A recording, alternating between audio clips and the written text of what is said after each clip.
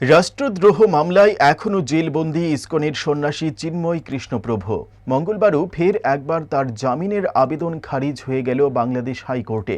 কিন্তু কেন এই মামলায় জামিন পাবেন না এই হিন্দু সন্ন্যাসী, এই উত্তর জানতে মোহাম্মদ ইউনূসের অন্তর্বর্তী সরকারের কাছেও হলফনামা তলব করেছে আদালত। আগামী 2 সপ্তাহের মধ্যে জবাব দেওয়ার নির্দেশ দেওয়া হয়েছে। This news is brought to you by Himalayan International Residential School, Siliguri, West Bengal.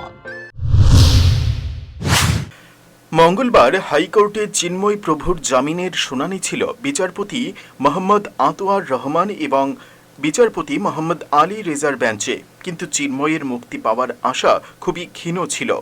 শুনানি শেষে ফের একবার খারিজ হয়ে যায় জামিনের আবেদন। তবে পাশাপাশি এদিন আদালত জানতে চায় এই মামলায় আবেদনকারীকে কেন জামিন দেওয়া হবে না।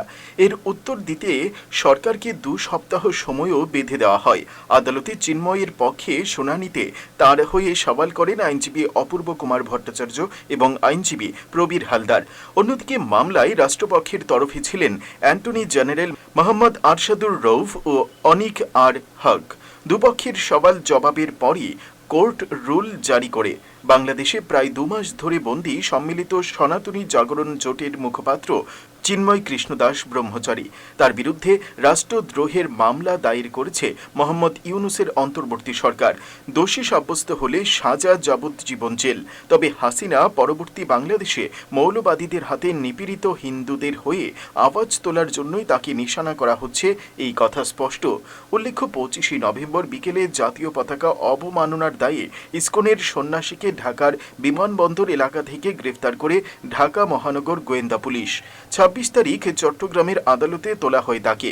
আনা হয় রাষ্ট্রদ্রোহ মামলা। শুনানি শেষে জামিন খারিজ হয়ে যায় চিন্ময় প্রভুর। এরপর হামলার মুখে পড়ে আইসিইউতে ভর্তি হতে হয় তার আর এক আইনজীবীকে।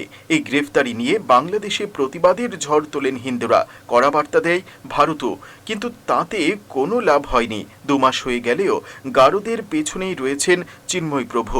গত 3রা ডিসেম্বর চট্টগ্রাম আদালতে তার শুনানি ছিল, কিন্তু প্রাণ ভয়ে 51 জন আইনজীবী দলের কেউ চিন্ময়ের হয়ে আদালতে সওয়াল করতে আসেননি। ফলে পিছিয়ে যায় জামিনের মামলার শুনানি। পরবর্তী শুনানির দিন ঠিক হয় 2রা জানুয়ারি। এরই মাঝে হিন্দু সন্ন্যাসীকে জেলবন্দি করে রাখতে নানা ফন্দি আঁটে মোহাম্মদ ইউনূসের অন্তর্বর্তী সরকার। কয়েকদিন আগেই বাংলাদেশ সম্মিলিত সনাতনী জাগরণ জোট সংবাদ মাধ্যমে দাবি করে চিন্ময় প্রভুর মুক্তি আটকাতে 70 জন হিন্দু সন্ন্যাসীর বিরুদ্ধে মিথ্যা মামলা দায়ের করা হয়েছে, যাতে কেউ তার হয়ে আদালতে দাঁড়াতে না পারেন। কিন্তু ভয় না পেয়ে 2রা জানুয়ারি চিন্ময়ের হয়ে সওয়াল করতে আসেন আইনজীবীরা। কিন্তু সেই দিনও জামিনের আবেদন খারিজ হয়ে যায়। ফলে আর কতদিন এইভাবে জেলেই কাটাতে হবে চিন্ময়কে? তার উত্তর এই দিনের শুনানিতেও মিলল না। Bureau report, headlines Tripura national.